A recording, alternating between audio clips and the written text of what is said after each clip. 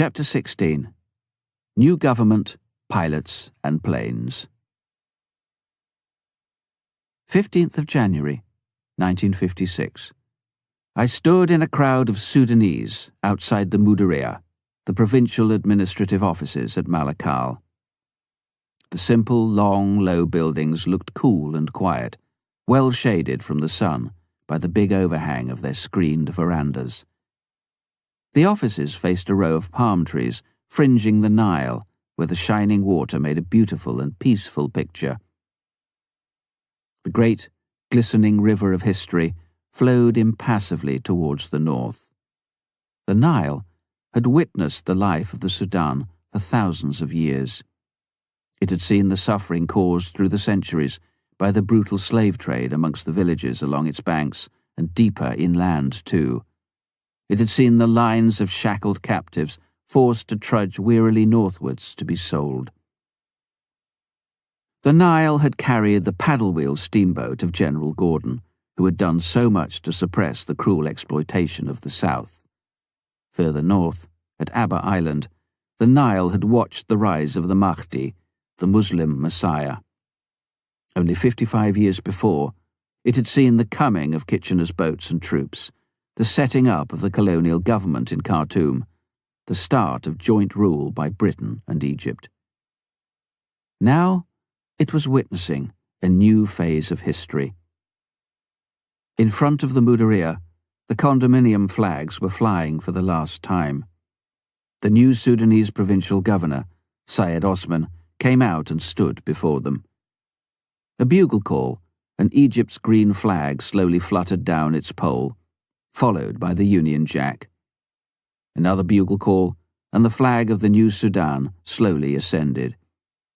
It bore 3 horizontal stripes. Blue symbolized the Nile, yellow the northern deserts, and green the southern swamps. Independence had come sooner than had been expected. The Sudan was the first of many African countries to gain independence over the next few years. It was a day of exhilaration, gladness, and celebration, certainly a day of history and hope. The river flowed on. What was it yet to see? The previous day, our own plane had been chartered by the government to fly the new flag to such outposts as Doro and Akobo. We were glad to cooperate in the legitimate administration of the province in any way we could. The government was now relying quite heavily on our services, accounting for 1/3 of all our flying. They paid us for such services, which helped to keep our operation viable, even though we did not charge them a profit-making fare. At one stage, they had tried small planes operated by pilots from Sudan Airways. But the pilots, very naturally, hadn't liked the kind of country that we were used to. The isolation, the navigation difficulties, the dangers of storms or the soft airstrips which were normal hazards to us. After a while, they'd withdrawn their services. The governor then discovered it had cost the province administration more to use the national airline than to employ MAF, so he turned back to us.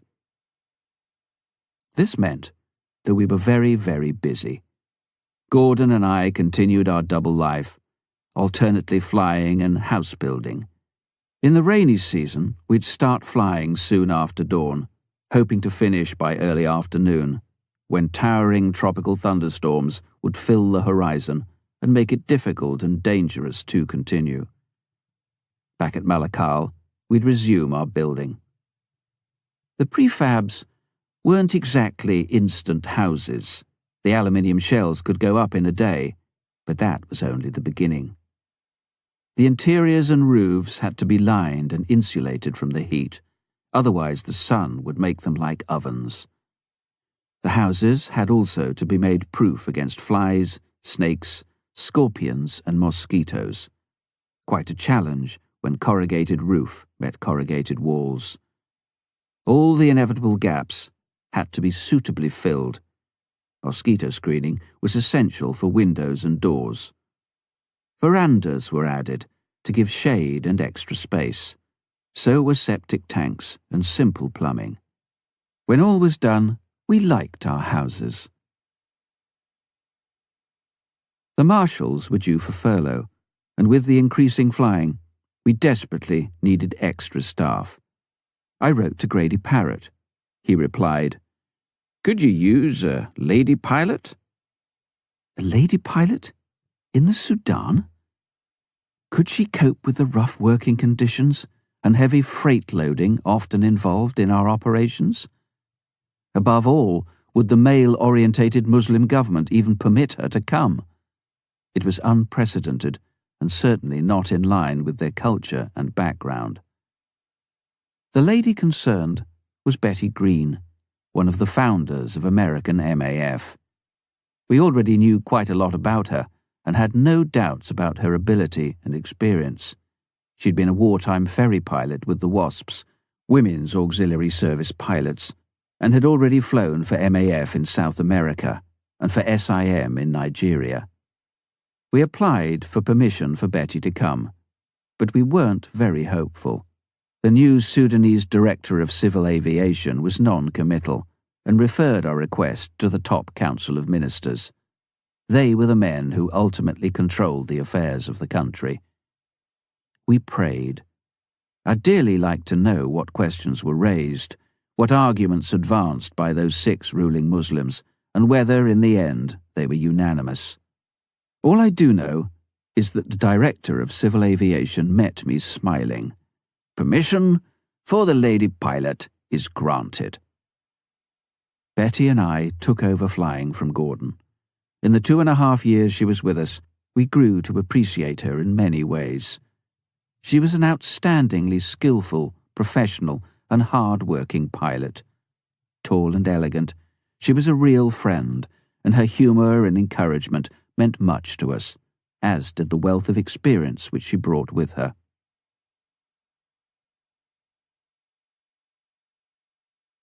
By August 1956, our first Cessna 180 had been purchased in the USA and was dismantled, crated, and shipped to London. It was now time to dispose of our last Rapide. So Betty, Phyllis, Becky, and I flew in it to England. A buyer was found at Croydon. While waiting for the Cessna to arrive at London docks, we stayed at the Foreign Missions Club in London. One evening, I had a phone call. "Hi, Stuart. This is Harvey Hoekstra, speaking from Michigan." Surprise. Harvey was on furlough, and I hadn't expected to hear his voice, still less what he had to say. "I've got an airplane here for you, Stuart. It's a Cessna 180. Let me give you the details." The plane was 4 years old and seemed in good shape. Harvey had aroused the interest of a group of Michigan businessmen in the value and needs of MAF. They had put up the money and were ready to buy the plane. "Can you use it?" Harvey asked. "Yes, we can, and thank God for it," I replied, and went quickly from the phone through the club corridors to share the amazing news with Phyllis and Betty. The next day I wrote to Grady Parrott. Would it be possible for American MAF to pick up the plane and handle its shipment to us? Grady replied with action, going personally to Michigan to collect it. Even that wasn't the end of the story. Charlie Mellis, the Secretary-Treasurer of MAF US, went further. "Stuart, I think we can do better for you. If you agree, we can sell this second-hand plane, and because we get such a good discount from the makers, we can then buy you a new one for the same price." Miracle upon miracle, we could have danced for joy. We now had the prospect of 2 brand-new planes to replace the older, larger Rapide. I've often thought about those 2 Cessna 180s. The first took 2 years of persistent prayer and work to obtain. The second came in a flash. We could thank God for both of them. I realized that if the first had come as easily as the second, we might well have become spiritually proud. When we pray, God answers us. We must be good. We learnt that while very often we may have to wait, and wait for quite a long time, God can, when He wishes, provide all we need in a moment. Both the provision and the timing are in His hands. While we were in England selling the Rapide and preparing to assemble the dismantled Cessna, there was another joyful event for us. We welcomed a son and named him John. The crate containing the parts of the first Cessna was eventually delivered to Heathrow Airport. There, in a British Airways hangar, I unpacked it. I'd seen Cessnas briefly in the USA, but had never before had anything to do with them at close quarters. Here was a crate, full of tightly packed components, large and small, including very many little parts with no sign of where they were supposed to fit. They weren't labelled, and I had no assembly manual, no parts book, only a pilot's operating manual. It wasn't like putting together some amusing but inconsequential puzzle. This was a carefully designed flying machine. It had to go together absolutely correctly. Every component in its right place, every control wire running where it should and precisely tensioned, every flying surface set in the right aerodynamic position, every fuel line and electrical cable properly connected, every nut, bolt, shim and washer in the right place and properly torqued. The British Airways Christian Union engineering staff came to my assistance when they were off duty and helped me greatly with getting the wings and other parts into place. But they were no more familiar with Cessnas than I was, being accustomed to handling big airliners. The responsibility for getting it right was mine alone. The Cessna 180 was much smaller, of course, than the Rapide. It had only 4 seats, including the pilot's. The 230 horsepower engine gave it plenty of power. It was all metal, a clean, high-wing monoplane with a single wing strut on either side instead of the multiple struts and bracing wires of the Rapide. Its silver-polished aluminium was enhanced by a red and black flash along the fuselage and red tips on wings, fin and tail. The undercarriage consisted of 2 simple, flat spring metal legs. The wheels had large, low-pressure tires. Inside, the instrument panel was well equipped with small, compact, recessed instruments. The original Gemini was neat and beautiful. The Rapide had an antique elegance, but the Cessna was much more effective and efficient than either of them. We were to find this type ideal for our work through many years to come. When it had been assembled, Betty and I pushed the little aircraft out of the hangar to be fueled. An airport official looked at it quizzically. "An unusual plane for Heathrow. Didn't know they allowed these little kites in here." He handed me an invoice for a landing fee. "But this hasn't landed here yet," I objected. "What do you mean? Did it come up through a hole in the ground?" said the official. He wasn't used to planes being put together out of a crate. He reluctantly withdrew his invoice. The day for the air test came. Heathrow was already one of the world's busiest international airports. It was generally available only to big airlines, and certainly not to little single-engined Cessnas. "Could we have permission to fly Cessna 180 N3757A on air test, please?" I asked. The all-important airport commandant himself had to be consulted. Fortunately, he consented. Betty filed a flight plan at air traffic control. We again wheeled the shiny little plane out of the hangar, made a final pre-flight inspection, and clambered in. "Heathrow Tower, this is November 3757 Alpha.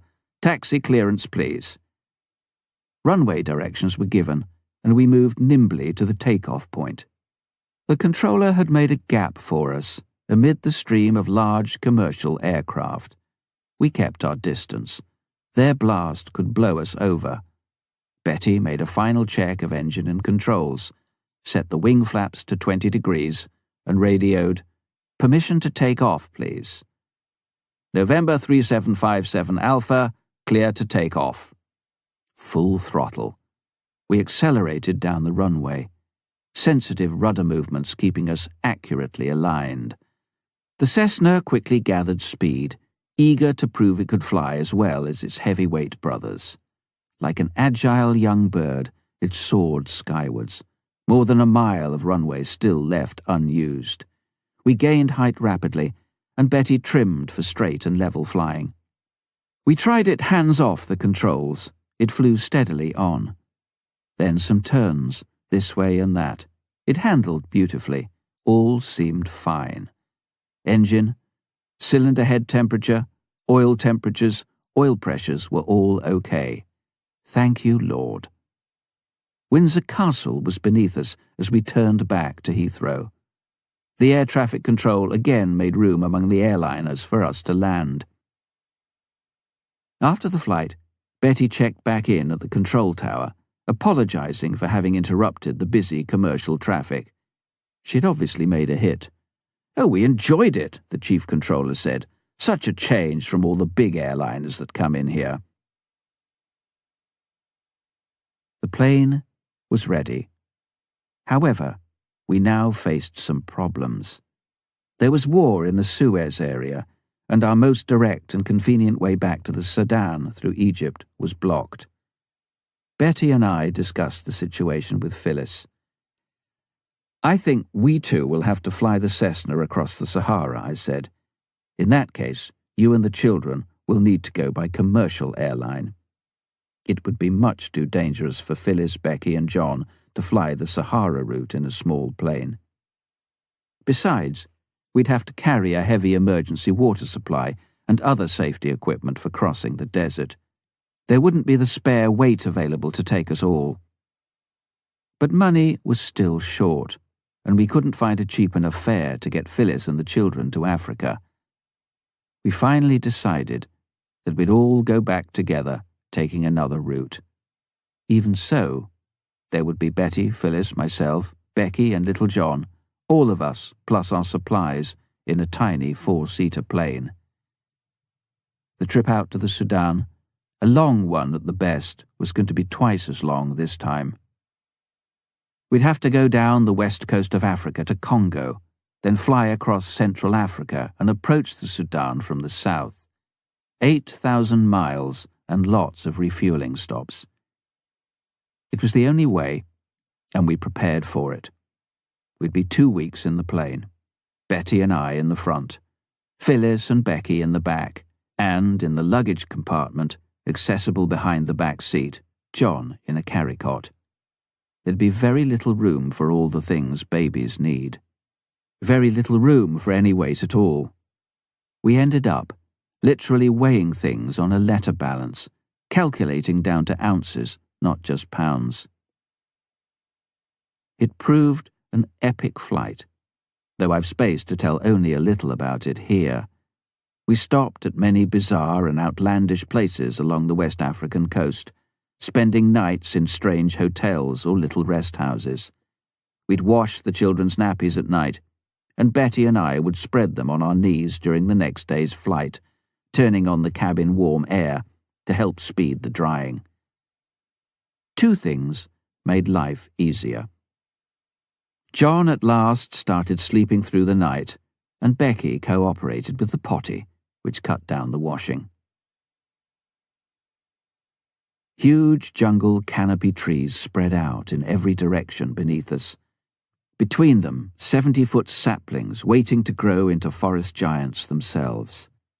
Tall, lighter green palms filled any gaps. And below all this, shadowed and dark, lurked an impenetrable undergrowth. The small plane could drop down through the treetops and disappear among the tangled creepers and dead trunks. Even if passengers survived, they might never find their way out. With 12 days and 5,000 miles of flying behind us, we had settled into a good working routine. It had taken Phyllis the first day or so to get the rear half of the cabin sorted out and less claustrophobic, and Becky had at last stopped being airsick. The plane had performed well, I'd been amazed how clean the engine was. The inverted cylinders in the Gypsy Queen engines of our old Rapide had spewed oil around on every flight. The Cessna, with its horizontally opposed six-cylinder engine, remained clean. I could have maintained it with white gloves on. As we headed down towards Pointe Noire, where we intended to turn eastwards to Kinshasa and up the Congo River to southern Sudan, the engine was continuing to run sweetly. Then suddenly, brup, brup, brup, it spluttered and stopped. Immediately we sank towards the thick jungle beneath. The tall, massive trees seemed to reach up to clutch at us. I looked back at Phyllis. She was white, her hand grasping Becky's arm. The sudden silence was unnerving. Unaware, our baby John slept on. Betty and I were too busy trying to assess what was wrong to speak. With the instinctive reaction of an experienced pilot, Betty's hand went down to the fuel selector valve between the two front seats. It was in the off position. In a second, she had switched it on again, to the both tanks position. We waited. Tense moments. Brup, brup, again. The engine picked up with a roar. Betty put the plane into a steady climb to regain the height we'd lost. We continued on our way. While Phyllis had been dozing, Becky's little hand, coming from the back, had turned the fuel cock off. She'd seen with fascination how Betty changed the tank selection from time to time and decided to have a go herself. Rather than turning it to a full tank, she had turned it completely off. 2 days later, we flew into Juba in southern Sudan, and then at last onto Malakal. We were home. What a welcome. The mission and MAF people rolled out a red carpet made of crepe paper. "Praise God for a wonderful trip," Phyllis wrote home, "and for his enabling and undertaking." To which I said, Amen. Our flying continued to increase. Out of our first 26 days back, Betty flew 23. A radio-telephone RT network had at last replaced the old Morse wireless telegraphy WT system in Sudan for air traffic control. As in other countries, a pilot could handle the communications through voice conversation on the RT. A Morse operator was no longer needed. I missed flying as radio operator, but I was now free to concentrate on the administration of the program and the development of MAF's operations generally. A few weeks after we returned to Malakal, we were joined by another family from American MAF, Ernie and Doreen Krenzin, with their 2 boys. Ernie was highly skilled, a natural both as pilot and as aircraft engineer. He had considerable experience with Cessnas, and it was good to have him when our new plane arrived.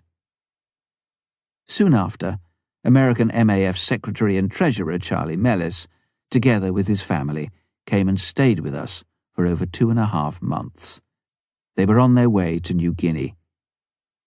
I'd had much correspondence with Charlie over the years, and he'd always been ready to share and advise, so it was good to meet him personally and further strengthen the links between our 2 groups.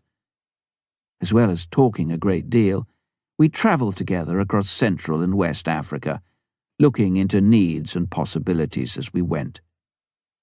Finally, we picked up our second Cessna, which had been shipped to Nigeria and assembled by SIM mechanics there, and flew it back to Sudan. With 2 planes, the effectiveness of our service grew still further. One mission leader was saved 16 days' travel by boat and car when he needed to visit a succession of stations in Sudan and Ethiopia.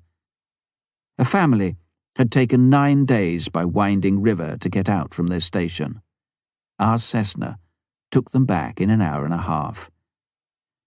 Our passenger miles went up by 70%, and the outreach of the missions was greatly enhanced.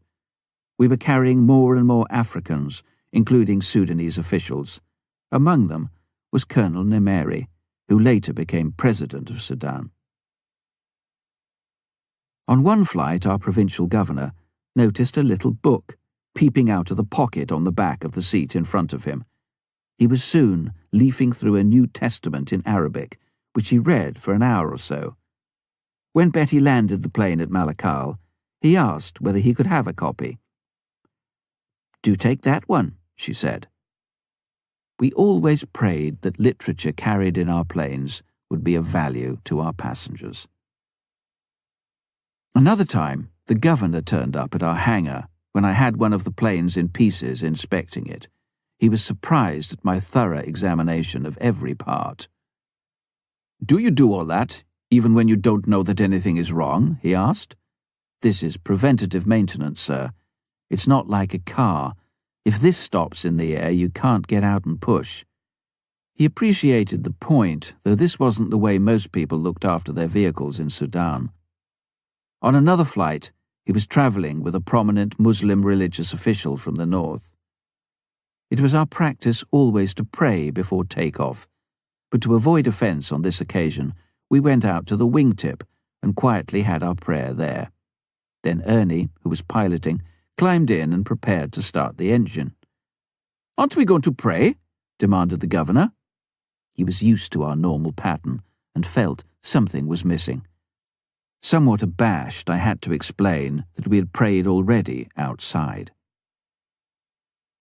Our planes flew many hours, helping to eradicate the disease of Kala-Azar, which had swept through the Upper Nile province, decimating the population. Carried by sandflies, it attacks the spleen and is fatal if untreated. Gordon Marshall, now back from furlough, flew medical staff into the affected areas. The mission nurses became expert in recognizing and treating the disease. Our plane constantly carried supplies of pentastam, the drug used to combat it. Abayat became the center of the epidemic. From the numbers of new graves in surrounding villages, you would have thought that the Dinkas had been attacked and overrun by a hostile tribe. At one place where Gordon landed, a Dinka from a small settlement nearby appeared with a bag of pebbles. "These are the people who have died in my village in the last few weeks," he said. "I put a pebble in the bag every time someone was buried." Gordon counted 145 pebbles. Government and people alike appreciated the help the plane was able to give. Again, we were glad to serve them.